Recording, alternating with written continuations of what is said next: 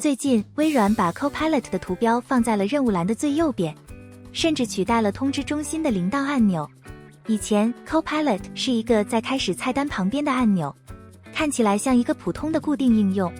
微软这样做不仅是为了方便或者好看，还有一个原因，就是他们想给 Copilot 加一个快捷操作菜单。很多朋友可能已经在9月份的一个演示视频里看到过一个模型。这个快捷操作菜单的作用，让用户可以直接用 Copilot 处理剪贴板里的内容。比如，如果复制了一段文字， Copilot 的弹出菜单就可以让用户直接重写或者总结这段信息。如果复制了一张图片， Copilot 就可以帮用户去掉背景，或者提高图片质量等等。这个功能现在还在开发中，但是已经在 Windows 11 Build 23612里出现了。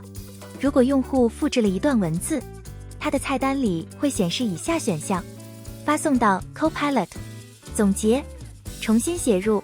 如果复制了一张图片，会看到以下选项：发送到 Copilot、提高图片质量、移除背景。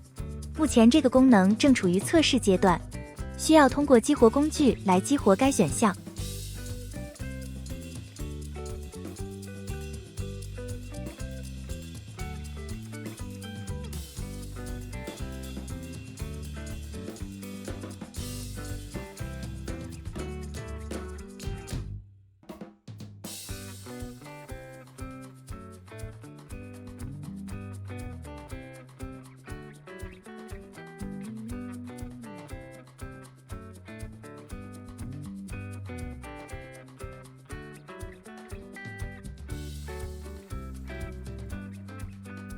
激活成功后，重新启动计算机。